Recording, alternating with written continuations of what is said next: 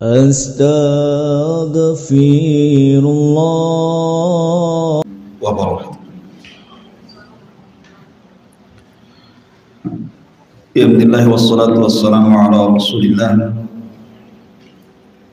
wa ala alihi wa sahbihi wa mawalah wa la hawla wa la quwwata illa billahi wa ba'd.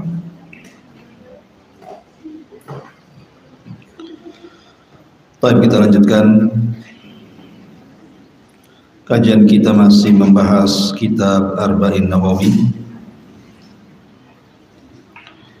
dan kita masuk pada hadis ke-16, An-nahyu anil ghadabi, larangan tidak boleh marah.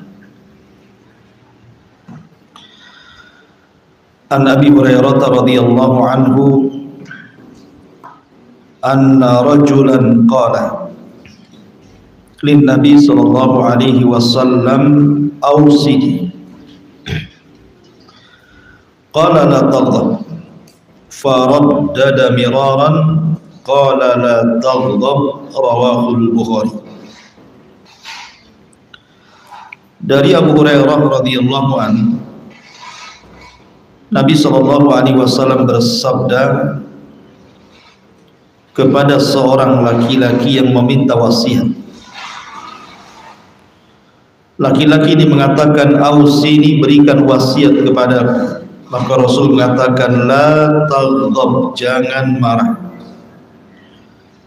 Kemudian orang ini mengatakan lagi, "Ausini, berikan wasiat kepada." Tetap Rasul mengatakan, "La taghdab, jangan marah," sampai beberapa kali.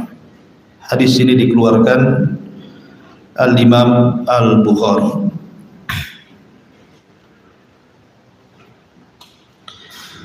Ulama mengatakan hadis ini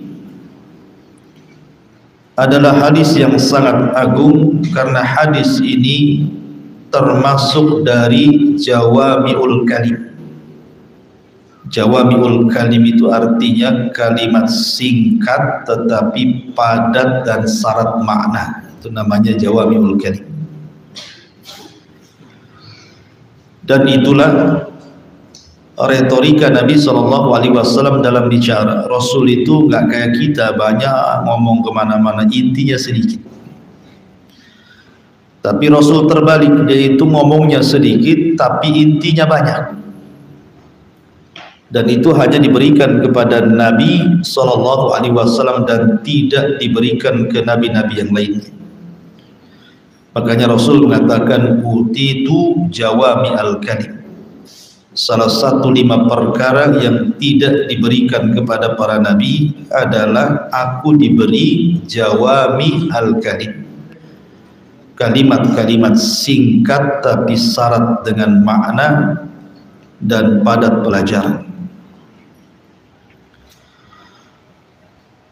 Di sini Nabi SAW mengajarkan kepada kita satu akhlak yang sangat baik sekali. Karena Abdullah ibn Mubarak radhiyallahu anhu ketika ditanya tentang husnul khuluq, akhlak yang paling baik itu apa? Maka beliau menyebutkan 3 perkara. Pertama, bastul wajhi wa badlu al-ma'ruf wa kaful adha. Pertama, muka yang tidak menyeramkan, muka yang santun, senyum, kebalikan daripada muka orang marah. Kemudian badlul ma'ruf, suka melakukan kebaikan, sedekah.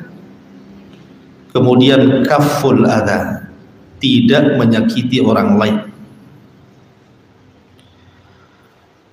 Lah kenapa Nabi SAW terus mengulang-ulang kepada orang yang minta wasiat ini dengan kalimat jangan marah, jangan marah, jangan marah? Rasul itu, dia kalau memberikan wasiat, dia itu akan dicocokkan dengan orang yang minta wasiat. Kalau orang yang minta wasiat orangnya seperti ini, maka Rasul akan mengarahkan seperti ini. Kalau yang meminta wasiat seperti itu, maka Rasul akan memberikan wasiat seperti itu. Artinya Rasul itu disesuaikan dengan orang yang datang, dengan karakter orang ini seperti apa. Rasul akan ditekankan di karakternya itu. Lah kebetulan yang minta nasihat ini orangnya memang suka emosional gitu. Jadi Rasul menasihati tentang titik lemah dia di sini. Jangan marah, jangan marah, jangan marah. Padahal dia meminta yang lain. Ketika Rasul mengatakan jangan marah, dia mengatakan ausini, minta wasiat lagi Rasul, tapi yang lain. Tapi Rasul kekeh mengatakan la taghdab, jangan marah. Yang lain lagi, wahai Rasul, kata Rasul, la taghdab, jangan marah. Jadi menunjukkan bahwa Rasul sedang menekan karakter orang ini, karena memang disitulah dia pantas mendapatkan wasiat. Bicara tentang marah, marah ini bahaya, Bu. Saya akan sebutkan satu hadis. Di zaman Nabi SAW ada orang menyeret orang ke hadapan Rasul dengan tali. Jadi orang ini ditali, kemudian digeret seperti menggeret kambing. Kemudian dihadapkan kepada Nabi SAW. Kemudian Nabi SAW heran, kok ada orang menggeret manusia layaknya sedang menggeret kambing gitu. Kata Nabi SAW, Masya Allah, ada apa orang ini? Maka orang yang menggeret ini mengatakan, qatalani akhi, dia sudah membunuh saudaraku. Maka Nabi SAW bertanya kepada orang yang digeret itu, betul kau bunuh saudaranya? Dia mengatakan, iya wahai Rasul. Kenapa kau bunuh? Maka orang ini mengatakan, kami dengan saudara dia ini sedang ke kebun mencari kayu bakar. Di tengah-tengah mencari kayu bakar, dia mengucapkan beberapa kalimat yang membuat aku emosi, membuat aku marah, sehingga aku ambil palu kemudian kupukulkan di kepalanya dan aku pun membunuhnya. Dari sini lihat akibat orang marah bunuh orang kan. Jadi terjadinya pembunuhan dalam hadis ini akibat daripada kemarahan. Padahal yang dibunuh itu temannya yang biasa mencari kayu bakar ke hutan. Tapi kalau saat marah di depan kita itu sudah ada teman-temanan, Bu. Mau teman mau bukan, kalau sudah emosi itu semua musuh. Makanya ghadban dalam bahasa Arab itu artinya ghayalanu damil qalbi yuridul intiqam. Jadi darah yang mendidih dalam hati seseorang, kemudian dia ingin membalas dendam. Nah, itulah arti daripada ghadab. Darah tinggi ya, sedang apa namanya mendidih darahnya sehingga dia ingin meluapkan kepada orang yang dimarahinya itu. Makanya orang marah itu tidak punya malu. Orang lagi marah itu malunya hilang. Dia akan mengucapkan apa saja sekehendaknya. Dia tidak bisa mengatur bahasanya. Mau depan orang satu, mau depan orang dua, mau orang ramai, kalau sedang marah orang itu hilang malunya. Makanya kenapa kemudian marah itu sangat tercela. Akan tetapi apakah semua marah itu tercela? Tidak. Nabi SAW itu orang yang paling tinggi akhlaknya. Tidak ada makhluk yang lebih tinggi dibandingkan akhlak Nabi SAW. Tapi Rasul marah juga. Itu Nabi itu. Satu peristiwa, Muadz bin Jabal radhiyallahu an salat Isya bersama Nabi menjadi makmum. Kemudian setelah itu pulang ke kampungnya, di kampungnya, di kabilahnya belum salat Isya orang-orang itu. melihat ada Mu'ad bin Jabal, maka mereka meminta agar Mu'ad menjadi imam sholat isya bagi mereka, padahal Mu'ad sudah sholat isya. Dan tidak mengapa, secara hukum fikih 2 kali sholat isya kan, karena sholat isya dia bersama Rasul wajib, kemudian diminta mengimami kaumnya sunnah. Masalahnya Mu'ad ini dia panjangkan pula bacaannya, dia habiskan surah Al-Baqarah dalam 1 rakaat. Coba aku sholat isya, imam di sini baca Al-Baqarah, besok pindah masjid ibu tuh. Ya. Jadi akhirnya ada satu makmum ini, namanya orang di belakang itu kan hajatnya beda-beda. Makmum itu punya hajat beda-beda, tidak semua sama. Punya kekuatan berdiri beda-beda, punya kesehatan berbeda-beda. Sehingga ada satu makmum ini keluar dari jamaahnya Mu'ad bin Jabal. Mu'ad menuduh dia munafik. Sampailah kabar ini kepada Nabi SAW, karena Mu'ad ingin melaporkan ada orang yang keluar dari saf ketika jamaah.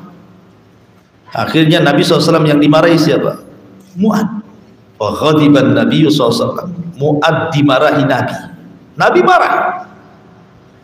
Dengan suara tinggi Nabi mengatakan, afattanu ya Mu'ad. Hei Mu'ad, engkau akan membuat fitnah di hadapan manusia. Idza shalla ahadukum falyukhaffif. Apabila engkau salat dan Anda menjadi imam, ringankan salatmu, jangan memberatkan makmum. Ya. Dari sini menunjukkan apa? Rasul marah, emosi. Kemudian ketika Nabi SAW bersama para sahabatnya dalam perang Hunain, kan banyak sahabat-sahabat yang baru masuk Islam tergabung dalam perang Hunain ini. Jadi ketika di perjalanan antara Madinah dan Hunain ini, sahabat-sahabat yang baru masuk Islam yang terlibat jihad ini lewat di sebuah pohon namanya Dzatu Anwah. Pohon itu dulu dikeramatkan di zaman jahiliyah oleh sahabat-sahabat yang baru masuk Islam itu. Lewat lagi di pohon itu. Kemudian terkenang di masa jahiliyah bagaimana dulu mereka kalau perang itu tabaruk dengan pohon itu supaya menang perangnya. Tiba-tiba kemudian mereka mengatakan, nyeletuk kepada Rasul, ya Rasulullah, ij'al lana dzata anwatin kama lahum dzatu anwat. Rasul, buatlah kayak pohon itu, katanya, pohon-pohon lain yang keramat, biar senjata-senjata kami ditaruh di situ. Nanti ada kekuatan yang ditransfer ke senjata itu, biar menang dalam perang. Nabi marahlah. Kemudian Nabi SAW mengait-ngaitkan ucapan mereka dengan ucapan Bani Israel. Kata Rasul, kultum kama qalat Bani Israel. Sampai Rasul bertakbir, Allahu Akbar, menunjukkan marahnya. Ucapan kalian persis seperti ucapan Bani Israel kepada Musa, ij'al lana ilahan kama lahum aliyah. Ketika Bani Israel baru diselamatkan dari kejaran Fir'aun dan mereka menyaksikan bagaimana Fir'aun ditenggelamkan, lewat di sebuah desa ada orang nyembah patung sapi. Tiba-tiba ngomong sama Musa, wahai Musa, jadikan untuk kami patung sapi yang serupa dengan mereka, katanya. Ya marahlah Musa. Maka Nabi SAW juga marah. Artinya Rasul marah gitu.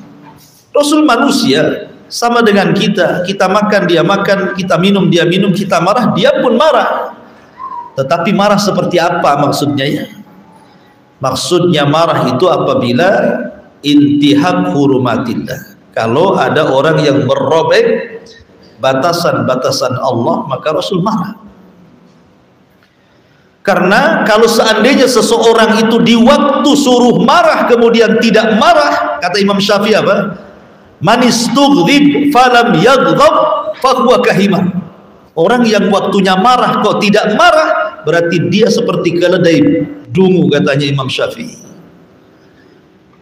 Marah itu kadang diperlukan, tapi ada pada tempatnya. Bahkan kalau waktunya marah kemudian ibu tidak marah, berarti ibu ini keledai, kata Imam Syafi'i. Contoh ketika ada orang yang mengolok-olok agama, menghina Allah, menghina Quran, menghina Rasul, tidak mungkinlah kita tidak marah-marah lah kan gitu. Jadi urusan agama terkadang marah itu penting, tapi jangan pula emosi dalam urusan dunia. Karena kebanyakan kita ini marah-marah dengan tetangga itu urusan dunia, bukan urusan agama. Ada orang gak dipancing pun marah, memang dah tabiat dia tukang marah. Jadi Nabi SAW mengajarkan kepada kita satu akhlak, jangan pernah marah. Karena jangankan Rasul, Allah juga marah. Ketika Nabi SAW berbicara soal seorang wanita yang diajak berhubungan suaminya kemudian menolak, apa kata Rasul? Pertama, la'anathul malaika hatta tusbih, malaikat akan melaknat sampai subuh. Yang kedua, zat yang di langit maksudnya Allah, ghadban. Ghadban itu artinya murka, marah. Allah Subhanahu wa taala juga marah, tetapi marahnya Allah yaliku bijalalihi, tentu sesuai dengan keagungan Allah. Jangan samakan marah kita dengan marahnya Allah. Laisa kamitslihi syai'un wa huwa samiul basir. Ma'asyiral muslimat yang dimuliakan Allah Subhanahu wa taala, apa makna kalimat la taghdab? Jangan marah. Apa maksudnya? Kata ulama ada dua penafsiran. Maksudnya jangan marah itu, jangan mendekati sarana-sarana, wasilah-wasilah yang membuat kita marah. Jangan kemudian kita mendekati wasilah-wasilah atau sarana-sarana yang membuat kita ini tersulut emosi. Contoh, ibu ini baru dihabari sesuatu yang gak enak, dan ibu tahu kalau ibu mendatangi tempat itu pasti emosi, gitu ya. Maka tahan dulu. Ini mah enggak kan? Itu tetangga sebelah ngatain ibu tuh. Apa dia? Ibu ini pelit katanya, umpamanya kan, contoh. Oh, langsung emosi bukan? Kapan aku pelit katanya? Langsung ini nggak ada tabayun-tabayunan dah. Datang itu langsung dimarahi itu. Harusnya kan tabayun dulu kan, dengan tenang, Bu, saya dapat berita betul ibu menuduh saya, kan enak gitu. Ini enggak, main labrak. Kayak suaminya lagi selingkuh aja main labrak. Main dimaki-maki orang itu kan. Tetapi disinilah taghdab, artinya kalau ada sarana-sarana yang menyulut emosi, jangan dekati dulu, biar stabil dulu, Bu. Sebab orang marah itu, saya katakan, kata-katanya tidak bisa disusun. Kata-katanya itu tidak bisa dicerna gitu. Kadang-kadang satu kebun binatang keluar semua istilah-istilah itu, namanya orang lagi marah. Makanya jangan mendekati wasilah-wasilah yang menyulut emosi.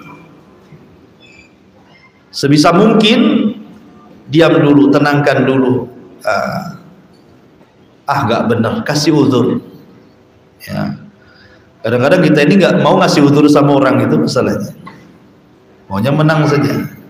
Ini penafsiran yang pertama. Penafsiran yang kedua, la taghdab, jangan marah itu artinya apabila telah datang perkara-perkara yang bisa mengobati penyakit marah, redam kemarahan itu. Apa saja obat-obat yang bisa meredam emosi itu? Kata Nabi SAW, yang pertama, taghyirul hal, robah posisi marah. Merubah posisi marahnya. Kalau ibu marahnya berdiri, coba dulu. Kata Nabi SAW, idza ghadiba ahadukum wa huwa qa'im falyajlis. Kalau salah seorang di antara kalian emosi dan posisinya berdiri, duduk, kata Rasul. Fa in dhahaba anhul ghadab wa illa falyattaji. Kalau masih juga tidak hilang marahnya, baringkan. Nah, ini disuruh merubah posisi. Artinya la taghdab ini kalau sudah datang solusi seperti ini, dicoba supaya jangan marah, maksudnya dicoba dulu. Jangan langsung dengar berita langsung ayo kita sama-sama ke sana. Belum merubah posisi dan main labrak. Ya. Jadi rubah posisi. Yang kedua, membaca isti'adzah billahi minasyaitonir rajim. Membaca a'udzu billahi minasyaitonir rajim. Ada orang lagi emosi di hadapan Nabi sallallahu alaihi wa ala alihi wasallam. Orang ini nampak marahnya karena wajahnya memerah di hadapan Nabi sallallahu alaihi wasallam. Tiba-tiba kemudian Nabi sallallahu alaihi wasallam menasihati. Kata Rasul, "Inni la a'lamu kalimatan law qalaha dhahaba anhu ma yajid." Saya punya kalimat, kalau engkau mau membacanya maka kemarahanmu akan hilang. Kemudian Nabi SAW mengatakan, bacalah a'udzu billahi minasyaitan. Aku berlindung kepada Allah dari syaitan. Dhahaba anhu ma yajid. Maka emosinya akan berkurang, kata Nabi.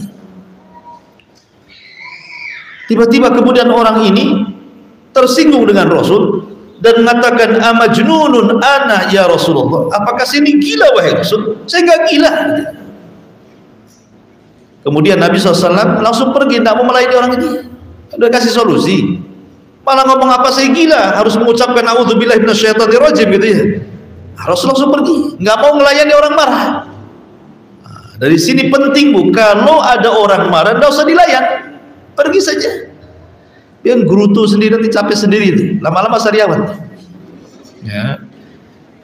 Kalau ibu kemudian ada orang marah dilayan, jadi bu.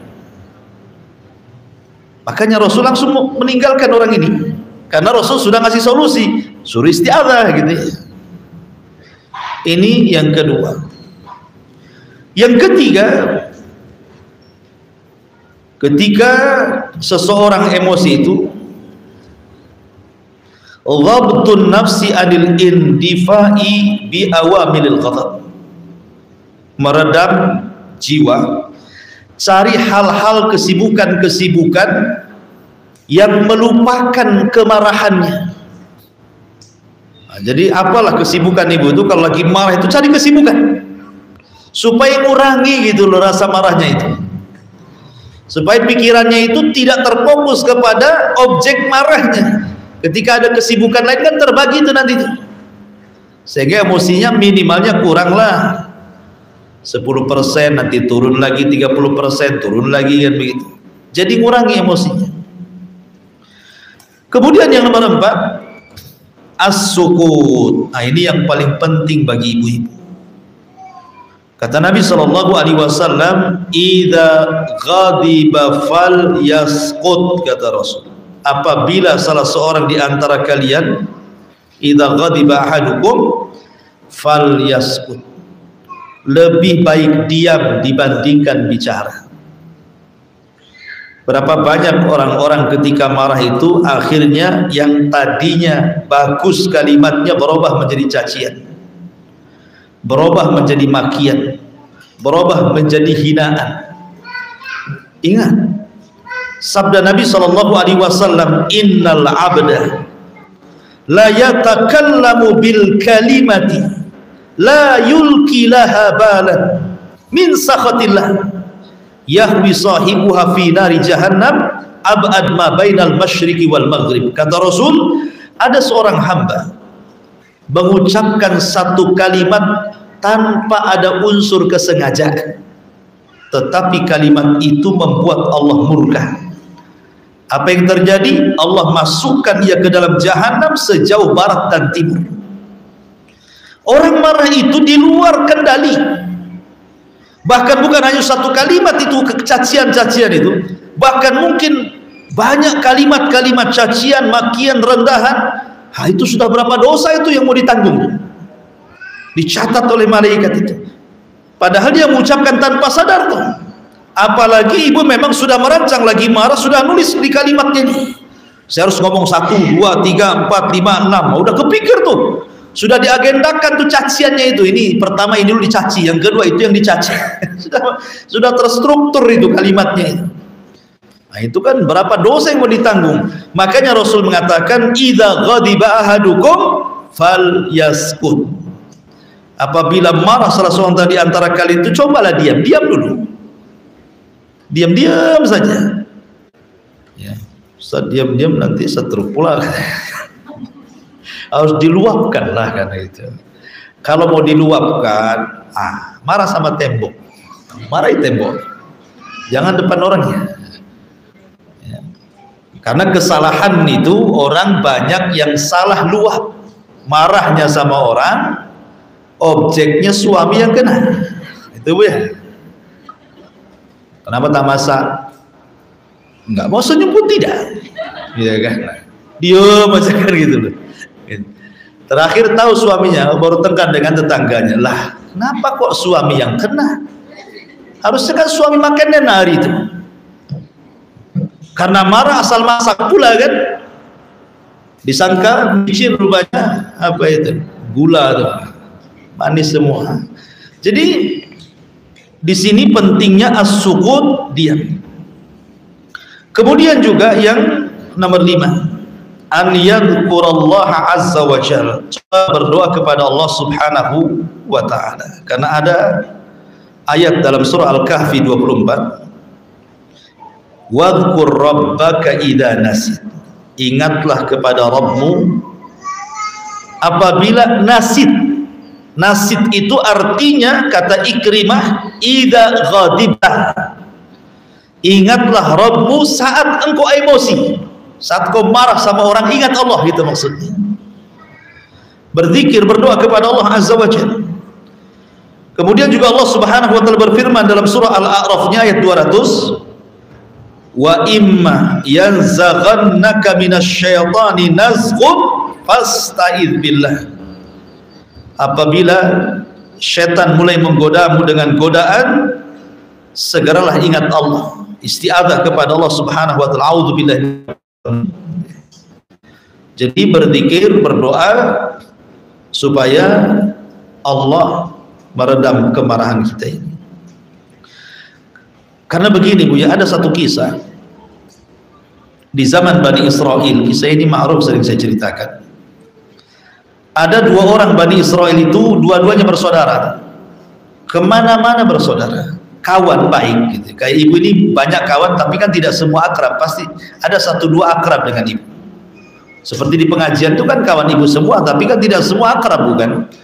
Ada beberapa kawan itu 1-2 akrab, curhat sama dia, pergi sama dia, belanja sama dia, tukar menu sama dia gitu. Jadi lah di zaman Bani Israel ini ada seorang laki-laki berkawan sangat akrab sekali.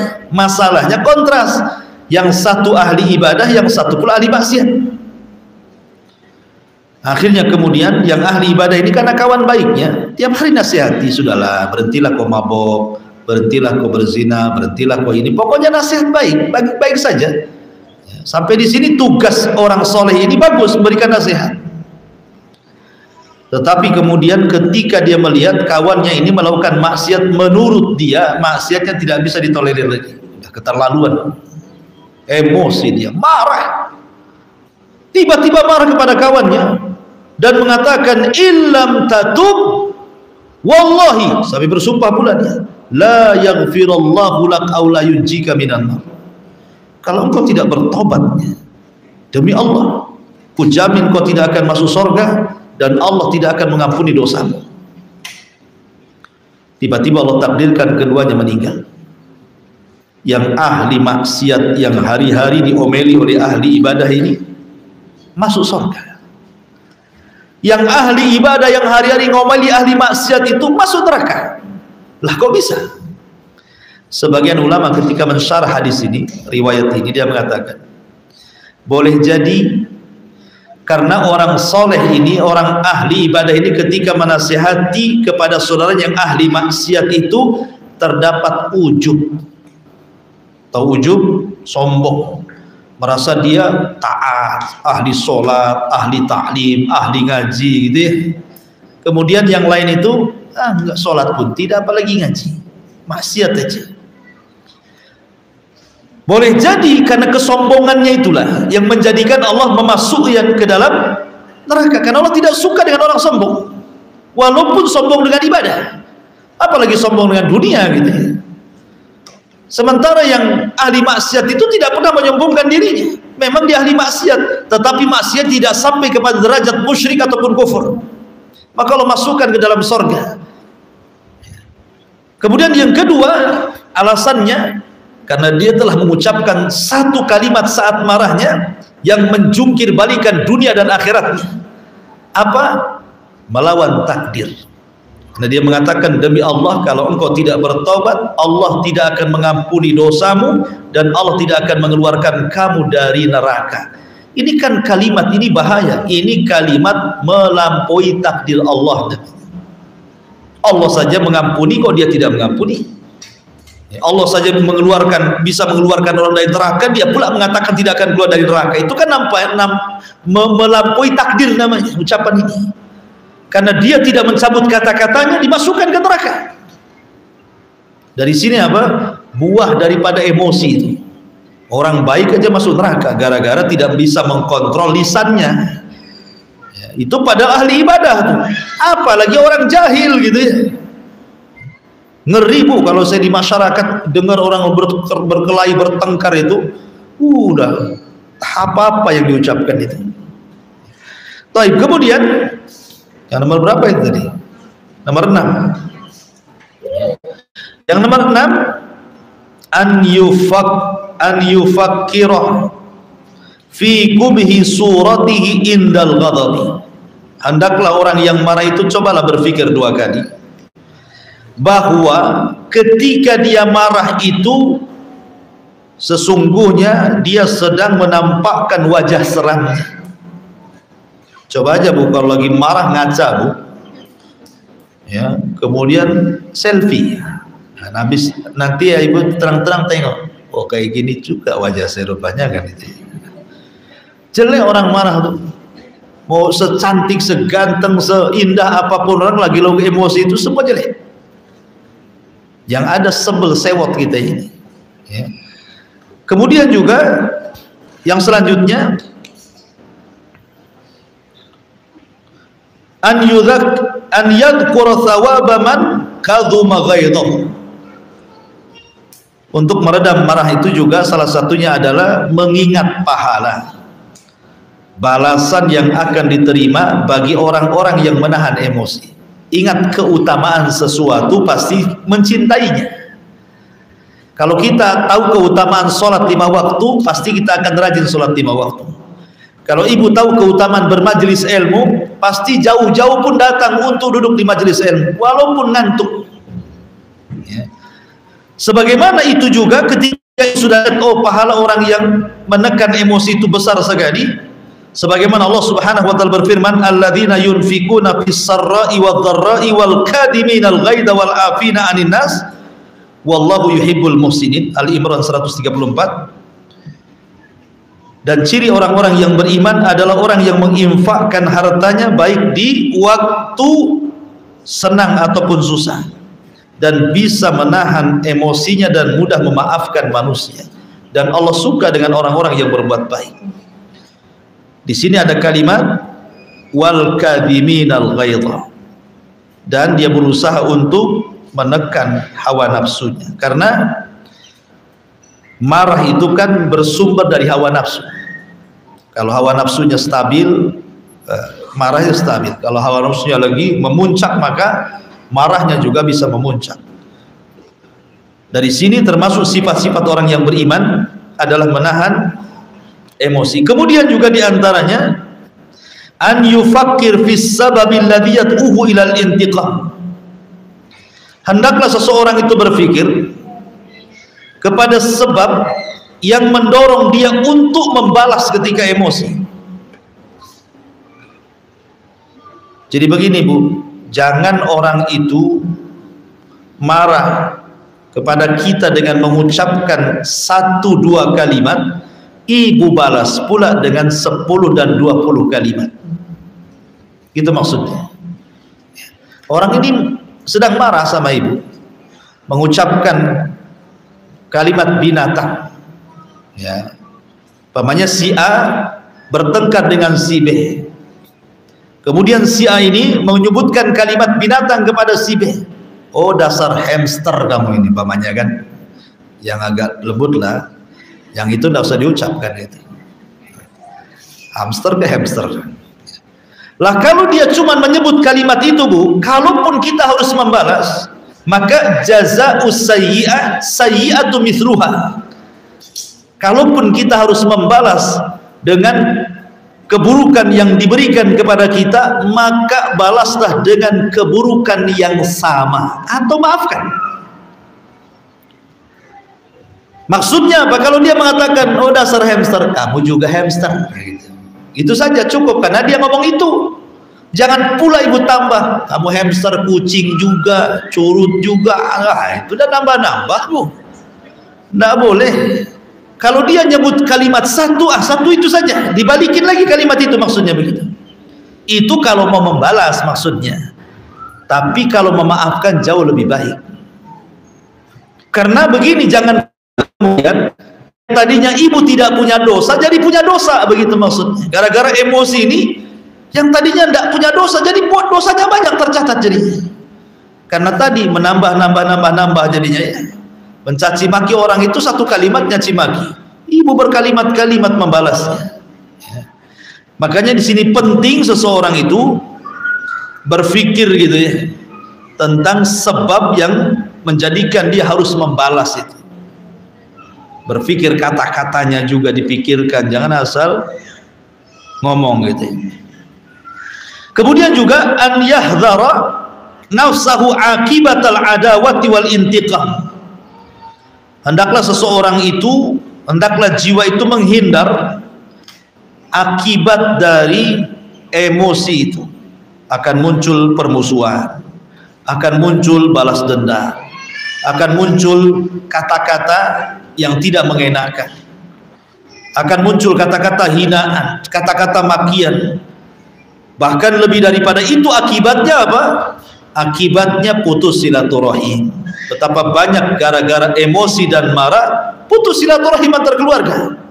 Anak tidak mau nyapa orang tuanya, orang tua tidak mengakui anaknya, bahkan orang tuanya mengatakan, "Nana, kalau tahu gini sudah kau cekik kau sejak bayi," gitu. Bagus kau tidak lahirkan kamu. Emosi, ya kan? Saudara sudah tidak kenal saudaranya, tetangga sudah tidak kenal tetangganya. Udah bang, kita jual saja rumah ini. Mau pindah ke mana, jual lah bang, katanya. Mau jual berapa? Terserah, separuh pun tidak apa-apa. Enak saja kata suami. Gitu. Kenapa? Udah nggak tahan dengan tetangganya, karena emosi kan itu. Jadi hubungan kawan hilang, kerabat hilang, bahkan hubungan antar orang tua juga hilang. Bahkan lebih daripada itu, bisa terjadi pembunuhan. Membunuh itu gara-gara emosi gitu. Menampar, memukul, menzalimi, mengambil hak itu gara-gara emosi itu. Makanya kemudian tahulah akibatnya apa gitu. Kalau orang berpikir tahu akibatnya apa, tentu tidak akan emosi. Masalahnya orang emosi itu tidak sempat kepikir ke situ. Kalau sudah emosi itu tidak mikir dia, ya kan? Udah marah itu marah sekali. Makanya penting isti'adzah itu. Adapun tentang hadis, apabila seseorang marah dia berwudu, hadis ini didhaifkan para ulama. Ada yang mendhaifkan para ulama. Tetapi kalaupun mau dilakukan, maka itu sebuah kebaikan.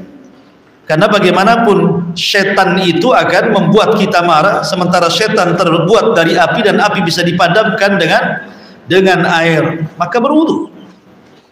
Kemudian sholat. Salat 2 rakaat, salat sunnah wudu. Mudah-mudahan itu bisa mengerem emosi orang. Di sini Rasul mengatakan la taghdab, faraddada miraran la taghdab. Baik. Apa faedah hadis ini? Di antara faedah hadis ini yang pertama, hirsul muslim ala nushi was su'al an abwabil khair. Semangat seorang muslim untuk memberikan nasihat. Orang ini kan bertanya kepada Rasul, berikanlah wasiat kepada aku. Maka semangat seorang muslim ibu kalau datang ada orang minta nasihat, nasihati. Walaupun hanya mengucapkan ittaqullah, bertakwalah kepada Allah. Walaupun pendek seperti itu sudah cukup. Kemudian wassual an abwabil khair, biasakan bertanya soal pintu-pintu kebaikan. Ya, sesama teman pengajian atau ketika ngaji kepada ustadz atau orang yang lebih alim daripada ibu, dari teman-teman ibu gitu kan, tanya gitu tentang pintu-pintu kebaikan. Kemudian yang kedua, tikrarul kalam hatta ya'iyahu sami wa yudrika ahamiyatahu. Biasakan kalau ngomong itu diulang-ulang. Kalau ngomong itu, kalau nampaknya orang ini lemot sedikit kan, karena ada orang yang cepat nangkap, ada orang yang agak lemot, mungkin kurang dicas gitu ya, baterainya low, sehingga ibu ini harus paham ngomong dengan siapa gitu ya. Nah, kalau memang orang ini agak sedikit lemot, diulang-ulang ngomongnya supaya dia paham, diulang-ulang, dan harus sabar gitu ya. Kemudian yang nomor 3, al hadis yuhadzir min afatil lisan.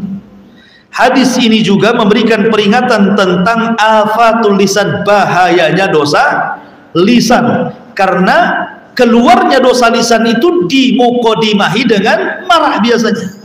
Emosi baru keluar tuh afat lisan itu. Kemudian yang nomor 4, al haditsu yakhussu ala istinabi asbabil ghadabi wa nataijihi minal aqwali wal af'al. Hadis ini mendorong untuk menjauhi apapun sebab-sebab yang mengantarkan kepada kemarahan.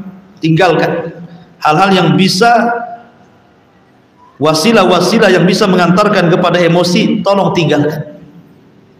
Pamannya, ibu dapat WA dari suami yang menyulut emosi ibu ya. Kalau bisa matikan handphonenya, handphonenya matikan, nggak usah pakai 1 hari itu. Ustaz nggak bisa nonton sinetron, itu drama Koreanya di situ pula. Jadi begitulah caranya. Sebab kalau ibu masih pegang handphone itu, sementara itu penyebab emosi ibu, jadi emosi itu. Apalagi kalau sudah berbalas pantun, wah jadi. Jadi makanya kalau ini yang menjadikan penyebab ada emosi dengan suami, matikan, taruh, sudah, diam saja di rumah. Kemudian yang nomor 5, yajibu alal muslim an yatahalla bi makarimil akhlak. Wajib atas seorang muslim itu untuk berusaha menghiasi kehidupannya dengan akhlak-akhlak yang terpuji. Salah satu akhlak yang terpuji adalah menghindari emosi. Tapi sekali lagi, emosi itu atau marah itu ada 2 macam. Ada marah yang terpuji, ada marah yang tercela. Marah yang terpuji kalau agama dirobek, Allah dihina, Rasul dihina, Al-Quran dihina, agama dihina, itu marah terpuji, kita harus marah ya. Tapi kalau soal dunia jangan marah ya. Kalau soal dunia itu kan bisa diselesaikan. Tetangga naruh sampah gitu ya, kok ada di samping rumah ibu, baunya kemudian masuk pula ke jendela, kan bisa ngomong baik-baik, kenapa mesti emosi? Kemudian juga diantara ilaj al-ghadab secara umum, secara ringkas ya kan, pertama isti'adzah kepada Allah, yang kedua mengingat tentang keutamaan meredam kemarahan, kemudian yang ketiga mengingat apa yang terjadi dari kerusakan dari akibat kemarahan, kemudian yang keempat berusaha untuk merubah posisi. Kemudian yang nomor 5, cobalah mandi ataupun berwudu. Kalau lagi emosi sekali mandi aja atau wudu sekali gitu. Kemudian juga yang selanjutnya, ingatlah tentang takdir Allah Subhanahu wa taala.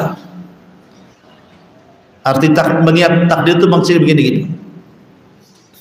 Kalau ada orang yang emosi sama ibu, memaki-maki ibu ya, boleh jadi mungkin orang itu maki kita, menyulut emosi balik kita ya, itu sudah dicatat di Lauhil Mahfuz sebelum Allah menciptakan langit dan bumi 500 tahun, bahwa orang itu hari ini akan marah sama saya jangan marah, gitu maksudnya ya.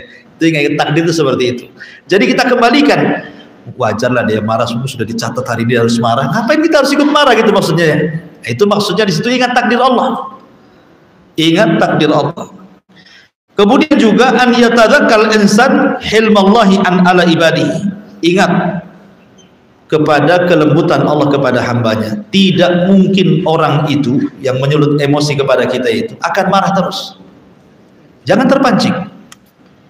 Ya, memang betul Allah Subhanahu wa taala menciptakan keledai dalam Al-Qur'an.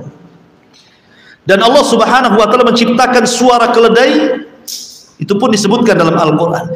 Dan Allah juga menyebutkan suara yang paling buruk itu suara keledai. Inna ankarul aswat la sautul hamir, kan? Seburuk-buruk suara itu suara keledai, kata Allah. Jadi Allah yang menciptakan keledai, Allah yang menciptakan suara keledai, dan Allah yang mengatakan seburuk-buruk suara keledai. Maksudnya apa di sini? Ada orang-orang itu yang diciptakan seperti keledai, Bu. Dia diciptakan Allah, kemudian dia bisa berbicara, Allah juga yang bisa menciptakan dia bicara, tapi ada pembicaraannya itu yang buruk yang keluar. Nah, ini. Jadi ada orang yang seperti itu, memang Allah ciptakan itu nyakiti ibu saja hari-hari gitu. Tetangga itu kayak memang diciptakan kayak gitu kayaknya. Memang dia diutus untuk menyakiti kita. Tetapi ingat, Bu, walaupun ada orang yang diciptakan seperti keledai, ngomongnya nyelekit sama ibu ini, tidak selamanya dia akan ngomong seperti itu. Kenapa? Karena dia diciptakan bicara itu bukan khusus untuk menyakiti ibu saja. Pasti ada waktunya berhenti juga kok. Nggak mungkin dia ngomong terus gitu ya. Pasti ada capeknya juga. Ya, ibu doakan saja, Allah mudah-mudahan orang itu sariawan ya Allah, biar nggak ngomong terus gitu. Kan haus tuh. Jadi aja di jedanya dia ngomong terus gitu ya. Apa-apa gitu saja, doakan yang supaya dia diam saja. Apa yang dilayak?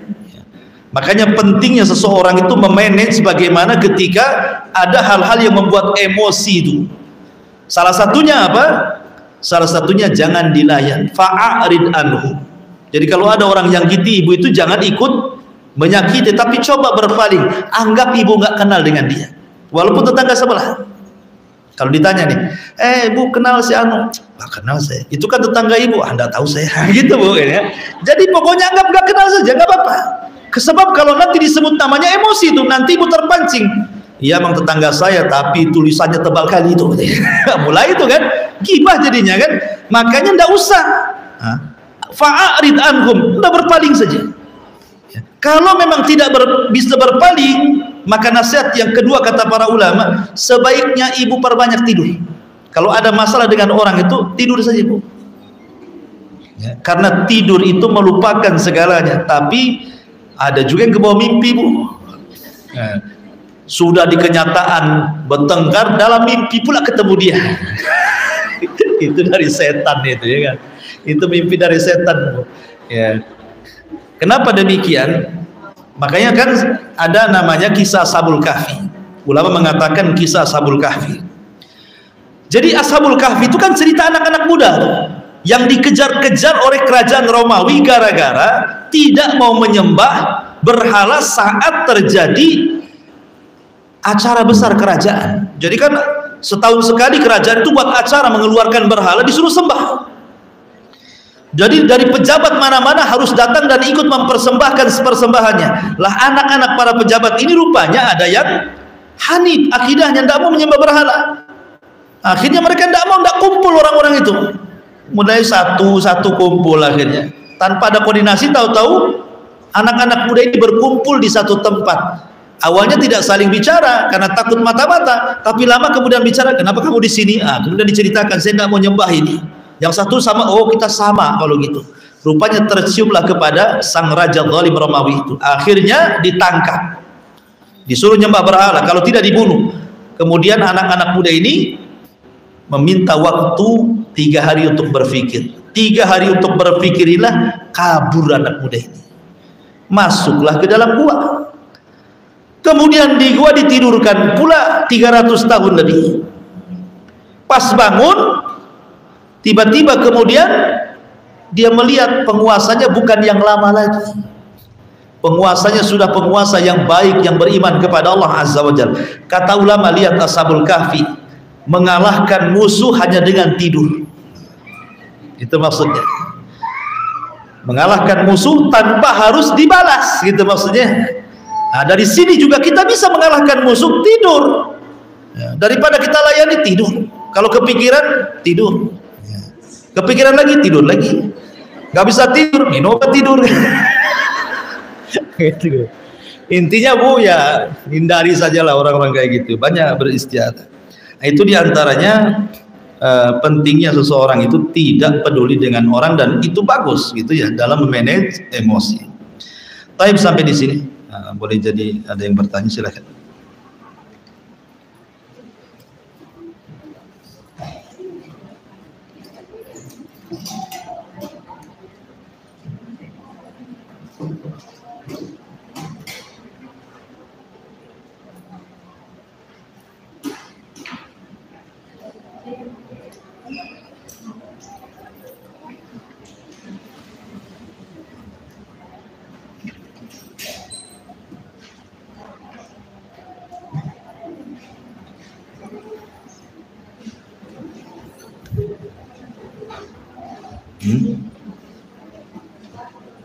Iya, silakan. Waalaikumsalam.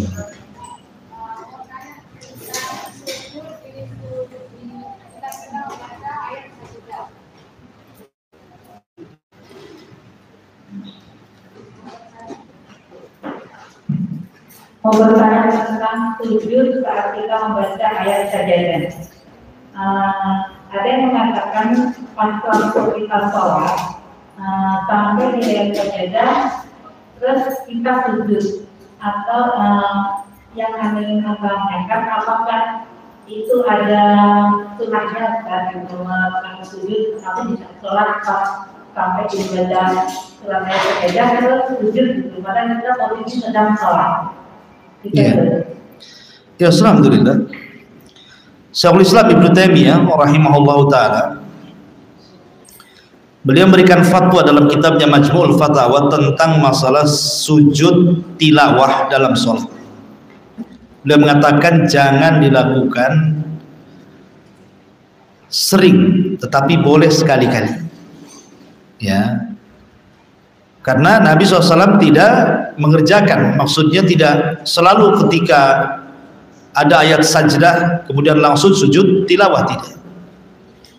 Tetapi istimbat para ulama boleh melakukan sujud tilawah dalam sholat itu, tapi jangan diseringkan, apalagi diistiqomahkan. Pamannya subuh nih imam asik baca sajdah sujud gitu ya, nanti takutnya jatuh kepada sesuatu yang tidak disyariatkan. Nah, sekali-kali nggak apa-apa.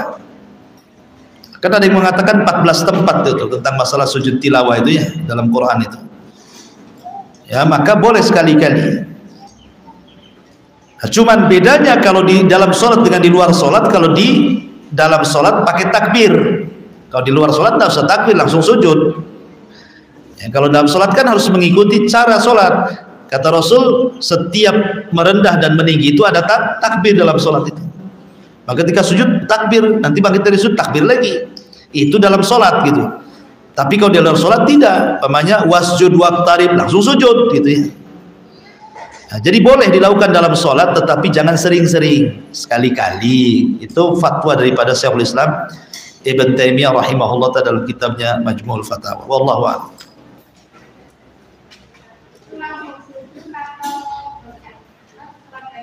Kan takbir dulu. Iya, nanti habis sujud dilanjutin lagi kalau memang di pertengahan. Iya. Kalau nanti di ujung ayat wasjud waqtarib, di ujung ayat pamanya kan, langsung sujud, kemudian bangkit lagi, boleh membaca ayat lain. Atau boleh langsung ruku, terserah. Iya.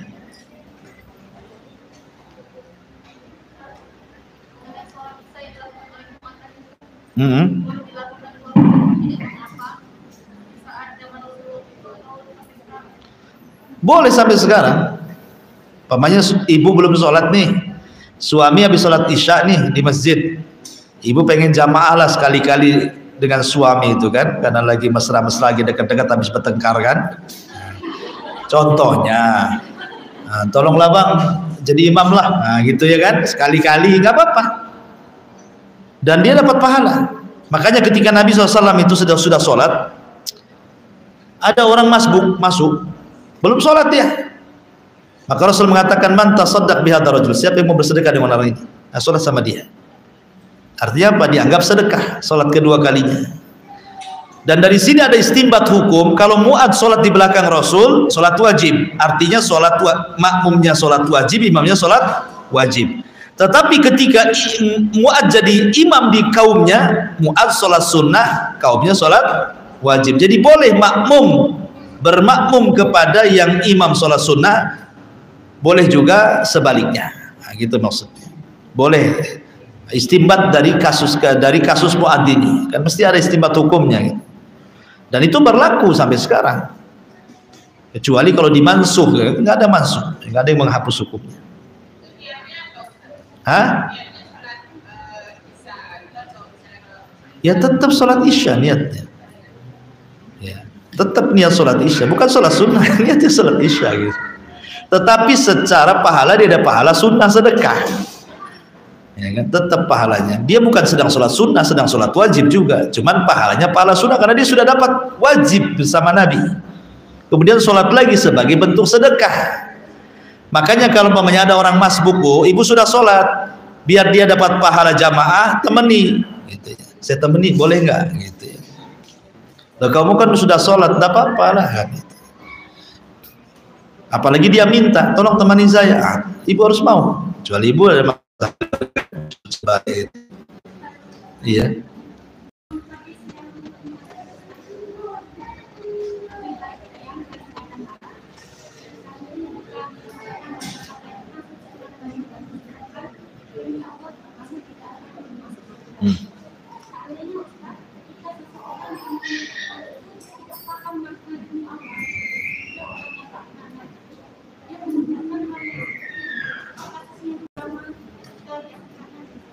Dia mengucapkan kejahilannya.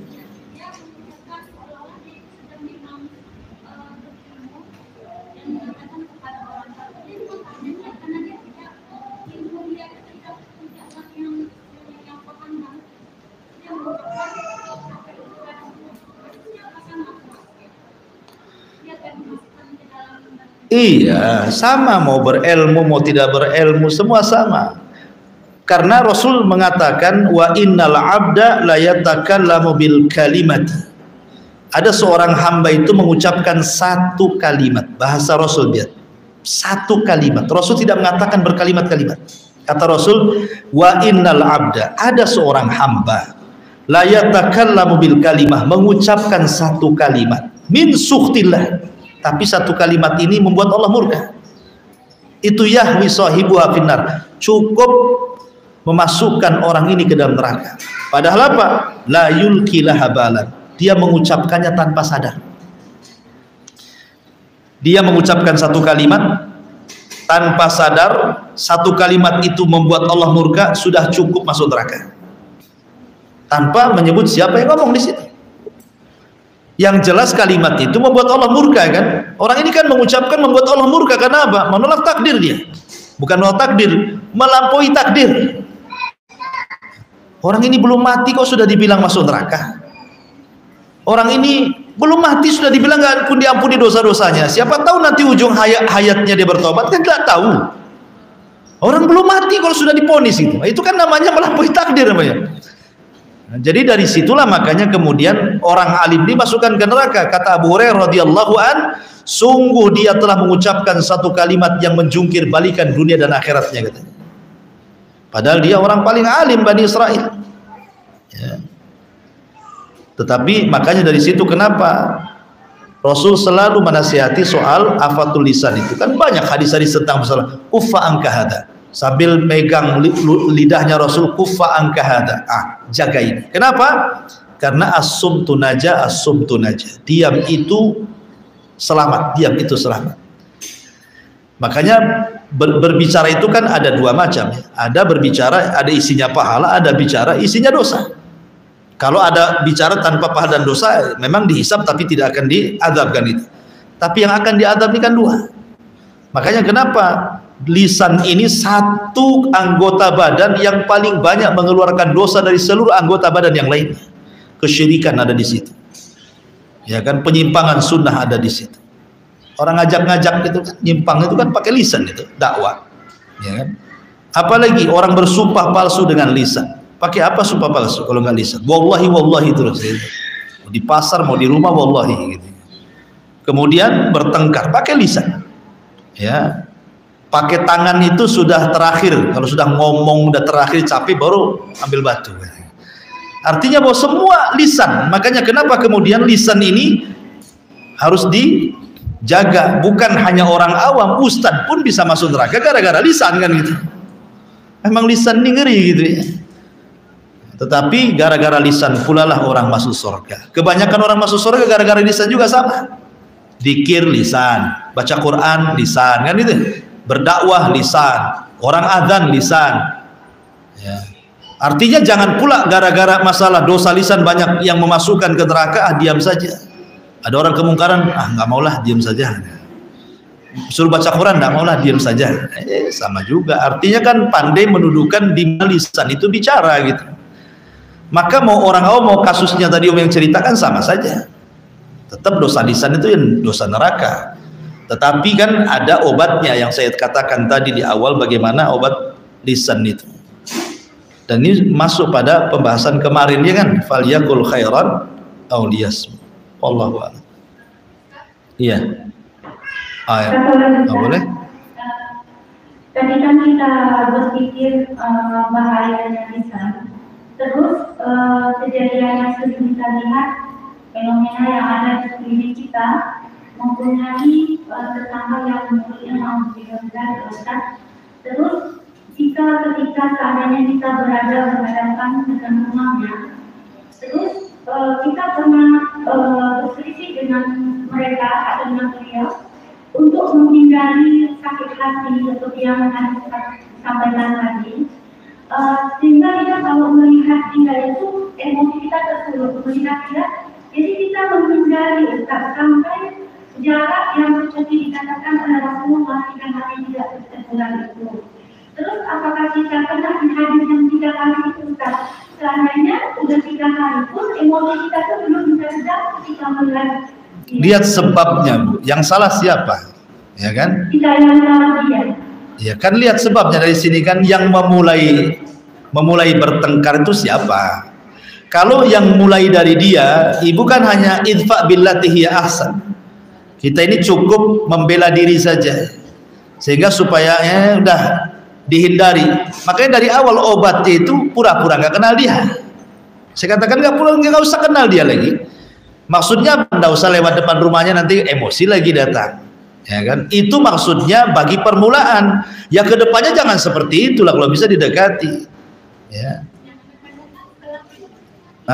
Kita tidak bisa, belum bisa melihat. Itu wajar manusiawi. Paham, saya paham. Memang ayatnya hadis Rasul mengatakan tidak boleh fauqa salati layalin. Tidak boleh seseorang itu bermusuhan dengan saudaranya lebih dari 3 hari, dan sebaik-baiknya adalah man yabda'u bis salam, orang yang mengucapkan salam. Ya. Artinya bahwa sesakit-sakitnya ibulah sama dia, apa salahnya mengucapkan salam saja? Salam aja. Kalau ketemu just hello bahasa kitanya kan, assalamualaikum, sambil ibu kemana lah wajahnya kan, assalamualaikum gitu kan. Nanti kan jawaban ya soal dia mau jawab mau enggak terserah dia. Tapi kalau dia juga paham dengan hukum itu pasti jawab. Mungkin awalnya sih jawabannya asal-asalan lam gitu aja kan. Tapi lama-lama kalau hari-hari ibu betul-betul salam pasti dia akan cair itu insya Allah. Tidak mungkin tidak, karena itu sabda Rasul mengatakan kalau kalian ingin saling mencintai, tahabbtum bainakum afsus salam. Kalau ingin saling mencintai sebarkan salam. Salam itu kunci masalahnya. Nggak apa-apa, yang memulai itu yang bagus. Masalahnya begini Bu, setiap minggu itu ada hari Senin dan Kamis amalan kita diangkat. Ada 2 yang tidak akan diangkat, 1 orang musyrik, 2 orang yang bertengkar. Nggak mungkin lah tiap minggu amalan kita nggak mau diangkat. Ya minimalnya kita mengucapkan salam saja sudah. Soal dia mau nerima salam kita terserah dia. Wallahu a'lam. Ya Om.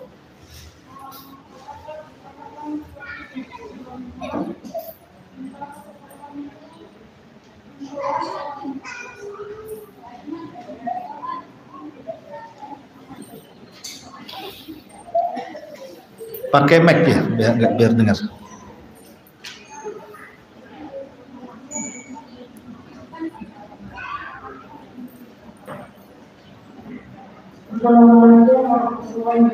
Waalaikumsalam.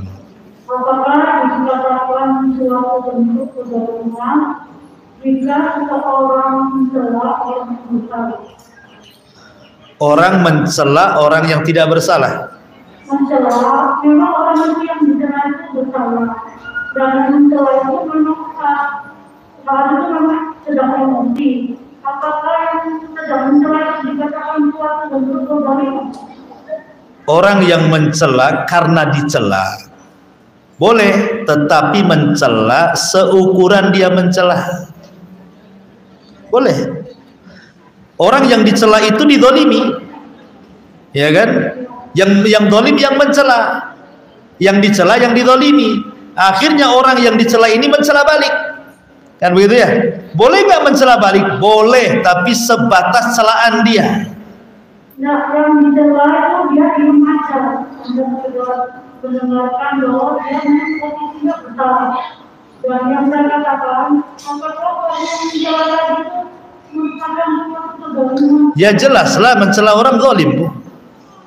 Bukankah Rasul mengatakan innamal muslimuna ikhwatun, seorang muslim itu bersaudara, la yadlimuhu, tidak boleh menzaliminya, wala yakhduluhu, tidak boleh menghinanya, wala yahsuduhu, tidak boleh hasad, wala yabi ba'dukum ala bai'i ba'din, tidak boleh merebut langganan, sampai dalam jual beli pun sama. Kan itu salah satunya. Ketika ada orang mencela berarti dia zalim, orang yang dicela dizalimi. Itu doanya mustajab tuh, walaupun dia orang kafir. Ibu memaki-maki orang kafir nih, dia nggak salah. Tiba-tiba kita maki-maki dia, tiba-tiba dia berdoa kepada Tuhan dia itu, Allah sama dia. Bukan karena kekafirannya, tetapi karena dia doliminya. Walaupun dia bersalah. Yang bersalah siapa? Yang bersalah yang dicela. Yang dicela bersalah. Iya. Kalau seandainya bersalah dan patut untuk dicela, ya harus dicela. Tapi kan lihat celahnya, contoh nih, Sufyan Ats-Tsauri, dia ingin haji, tapi kan dia seorang imam, dia tidak mau mengambil bicara sama murid-muridnya, ada pekerjaan nggak? Saya pengen cari pekerjaan, ngumpulin duit untuk haji, ya kan? Dia seorang ulama besar, Sufyan Ats-Tsauri. Dia tidak mau ngomong sama murid-muridnya, akhirnya dia cari ke orang yang nggak kenal dia. Kata Sufyan Ats-Tsauri, ketemulah orang kafilah dagang yang mau ke Mekah. Akhirnya dia minta pekerjaan, dia robah penampilan ulamanya jadi orang biasa. Kata pedagang itu, boleh kamu ikut saya ke Mekah, tapi engkau harus jadi tobah. Tobah itu apa? Tukang masak selama safar itu. Namanya ulama, Sufyan Ats-Tsauri kan tidak pandai masak, dia buat roti nggak pandai, buatlah roti, sekali rotinya gosong, dicela. Ya Sufyan Ats-Tsauri sabar aja, namanya dia pengen ke Mekah kan, dia nggak peduli lah mau majikannya ngomong apa aja. Akhirnya sampai di Mekah, dia pakai pakaian ulamanya, semua ngerubungi dia. Kagetlah majikannya, siapa orang ini kan gitu ya. Setelah tahu di Sufyan Ats-Tsauri, dia minta maaf karena sudah memukul dan mencelanya. Apa kata Sufyan Ats-Tsauri? Sudah layak orang yang masak roti gosong itu dicela, katanya. Itu jawabannya. Kata Sufyan Ats-Tsauri, sudah layak memang orang yang masak roti gosong dicela. Kenapa? Ini akhirnya kan jadi ngabisin bahan kan gitu ya. Sementara safar jauh kan itu. Jadi kalau memang dia patut dicela, ya tidak apa-apa dicela. Tapi kan seperti apa celaannya? Kita tidak boleh mencela kecuali sesuai kadar kesalahannya saja kan gitu. Mungkin bahasanya tidak mencela lah, mungkin bahasanya memperingatkan, menasihati gitu ya. Kalau mencela kan konotasinya kayaknya negatif ya. Mungkin memberikan nasihat gitu ya, nggak apa-apa ya. Tetapi kalau umpamanya dia mencela, umpamanya seorang punya pembantu salah sedikit dimaki dicela, itu zalimnya ya, padahal salahnya sedikit tetapi hukumannya berat gitu ya. Wallahu a'lam.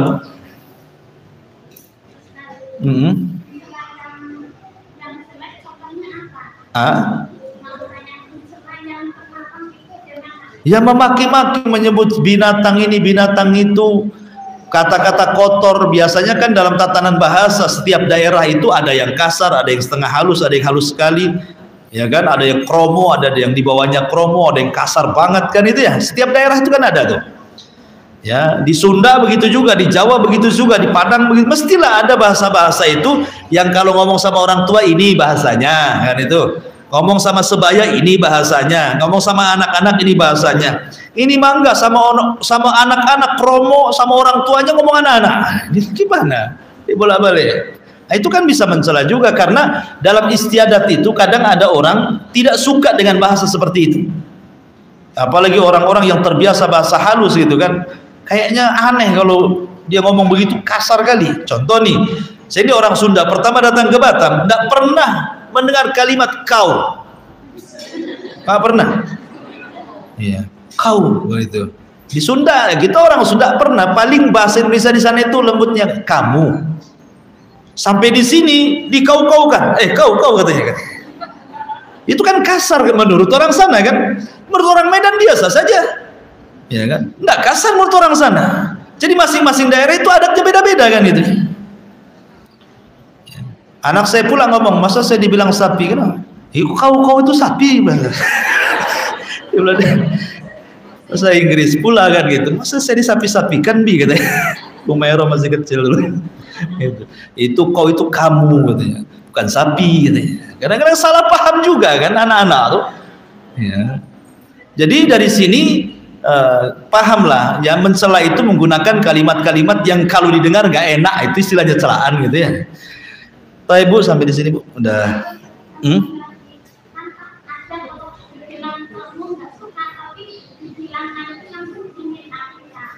Ya, ya enggak, maksudnya begini, kita harus tahu karakter orang itu. Pamannya kita ini baru datang ke Batam, ada orang Medan ngomong sama ibu gini, biasa di sana kamu, di sini bilang kau mamanya. Nggak perlu sakit hati dulu. Itu mungkin bahasanya seperti itu orang itu kan gitu ya. Nah, kadang-kadang kan kita sakit hati karena disesuaikan dengan tradisi kita. Oh, masing-masing daerah beda-beda. Nah, ajarilah karakter mereka seperti apa supaya tidak mudah tersinggung. Nah, itulah pentingnya bermasyarakat itu supaya tahu. Ya. Jangan bawa adatnya saja, adat orang lain pun punya. Hormati juga adat-adat yang lain. Hah?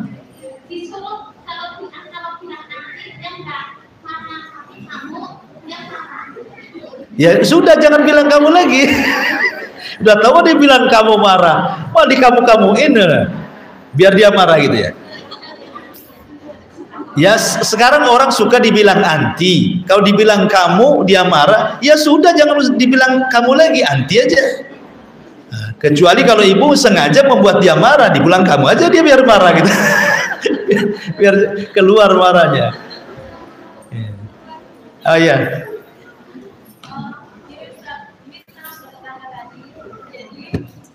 Karena kita udah punya masalah Ustaz, dan memang perkataan beliau itu perkataan yang sering menyakitkan hati. Jadi ketika kita memilih untuk, kita insya Allah sudah mengatakan dari hati, kita memilih untuk tidak mengenal Ustaz, untuk menjaga hati biar nggak emosi. Kan sudah saya katakan, tidak apa-apa. Bilang nggak kenal.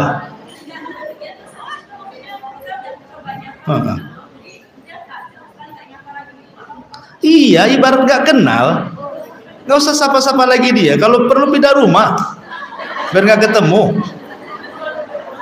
Males di Puskopkar saya, bagus ketiban kampung aja. Nggak apa-apa, gabung sama saya di sana. Gitu. Ya nggak ada masalah. Kan kita intinya menghindar supaya jangan hati kita dikotori. Supaya kita, karena begini ya, kalau hati kotor ini ibadah nggak tenang, nggak khusyuk, semuanya gagal. Badan itu bisa kotor, hati bisa kotor. Membersihkan badan itu lebih mudah daripada membersihkan hati. Makanya kenapa ada istilah dararul qalbi kasumumi alal abdan. Madarat, mengotori hati itu sama dengan meracuni, sama dengan seseorang makan racun, kata Imam Ibnul Qayyim. Akan tetapi bahaya seseorang itu kotor hatinya jauh lebih bahaya dibandingkan orang terkena racun. Karena susah diobati. Kalau orang terkena racun ada obatnya. Ada obat ke dokter, nanti diinfus, nanti dikeluarkan racunnya. Ya. Tapi kalau sakit hatinya ini tidak ada dokternya. Dokter mana yang bisa mengobati penyakit hati? Tidak ada ceritanya. Jadi itu hanya kerohanian, kembali ke agama. Ya, kalau sakit hati itu kembali ke agama. Jangan datang ke dokter, dok, tolong bedah jantung saya, ambil cuci, mati. Nah itu. Gimana orang mengeluarkan jantung dia? Itu penyakit hati tidak ada obatnya. Ya, syarat-syarat tadi, langkah-langkah tadilah obatnya tuh. Menghindar, pura-pura tidak tahu, pindah tempat, itulah obatnya. Apalagi? Kecuali kalau memang ibu tabah, ibu itu baik, pokoknya nggak punya musuh. Karena begini ya, Imam Nur Qayyim bagus sekali kata-katanya. Bagaimana orang itu bisa selamat hatinya kalau dia punya pasangan tidak menyayangi, kalau punya tetangga suka ganggu, kalau punya musuh terus menatap tiap malam tidak bisa tidur. Gimana orang bisa tenang hatinya? Nih ibu punya pasangan suami tapi tidak sayang sama ibu, tenang bu, nggak akan tenang. Atau punya tetangga dia tidak suka dengan kita, nggak akan tenang. Atau punya musuh, tiap malam dia tidak tidur nengok ibu saja. Kapan celakanya orang ini? Nggak akan tenang lah. Karena kalau seperti ini kan ya gimana lagi? Pisah, menghindar, cari suami yang baru, cari tetangga yang baru. Wallahu a'lam. Baik, sekira cukup ya. Udah jam 11 lebih. Subhanallah bihamdika, asyhadu an la ilaha illa anta astaghfiruka wa atubu ilaik. Wallahu ta'ala. Assalamualaikum warahmatullahi wabarakatuh.